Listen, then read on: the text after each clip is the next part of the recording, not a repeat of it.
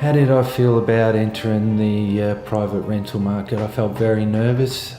Was anyone going to give me a go, not having prior proof of rental, where I'd lived, a job to say the least, that I was able to make payments, a lot of things that I didn't think I had that I needed to have in order to be able to live on my own or in suitable, stable housing.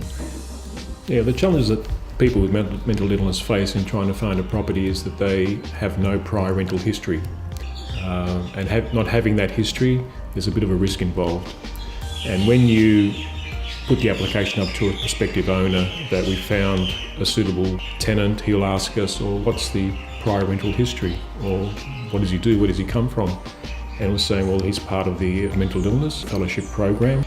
And straight away the alarm bells are switched on, risk. And as I've told owners of properties, look, there are many checks and balances in this program which would mitigate risk. We feel confident with the organisation that we're associating with that there are sufficient checks and balances on prospective tenants where you're guaranteed your rent, the property is to be maintained in a suitable condition, and we don't feel that there's any greater risks than finding somebody with rental history. Probably applied for maybe four or five, but had a look at maybe close to a dozen properties. I had support from Marc from Doorway, who would come with me on the weekend to look at one or two properties. There was other people from Doorway, participants that would turn up to a property. So you'd sort of turn up to the property and you'd see someone else there from the program, and you got to know everyone. It's like, oh, do you like this place or do you like that? So we had a bit of a team there each weekend that we went around and looked at properties. So it wasn't a real slog to try and find something. There was plenty of properties out there. It was just a matter of putting in some applications, and somewhere along the line someone would say, yes, we'll take this person. How it felt when I first moved in, it was a little bit overwhelming for the first couple of days. I didn't realise where I actually was and what I'd actually achieved. So I was looking back and saying, be proud of yourself. You've made some big steps in life going forward. The people around you are supporting and are going to be there if you need them. Use those facilities, feel safe. So I had this renewed sense of responsibility that I had something now that I had to basically just take care of.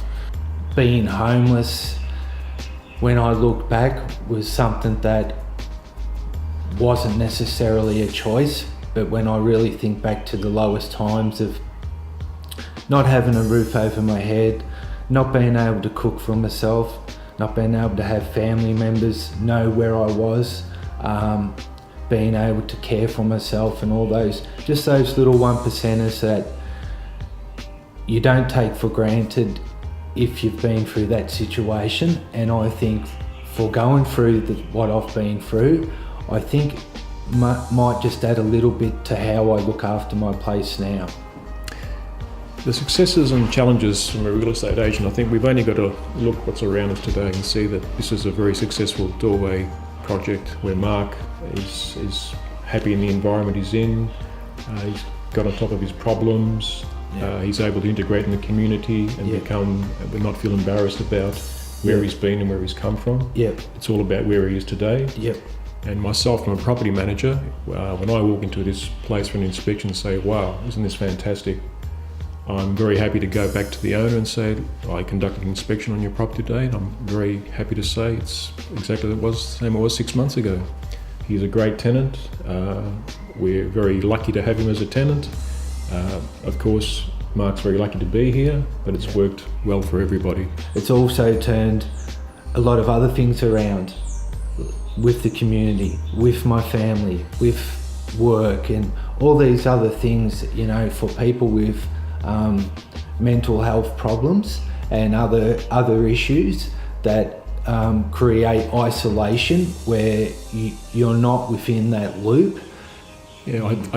I'll tell you something, Marc, and I honestly mean this, that if somebody was to ring me tomorrow and ask for a reference for you, Marc Findlay, what was you like as a tenant? I would say to them, don't bother asking me the second questions, get him straight away and sign him up. He was fantastic. Yeah. And I'm happy as a real estate agent to say that to a prospective agent about a previous tenant of ours. Yeah. We didn't want to lose him, but he's moved on to bigger and better things, and sign him up straight away, you won't go wrong. Yeah. And that gives us great satisfaction, and yourself great satisfaction as well.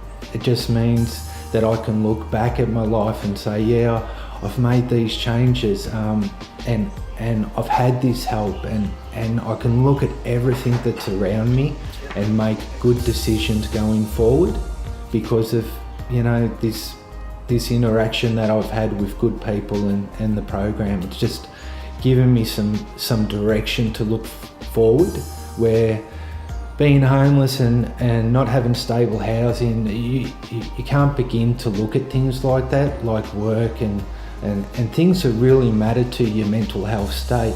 If you're not living in stable housing, it's very hard to even think about those issues, let alone deal with those issues. So yeah,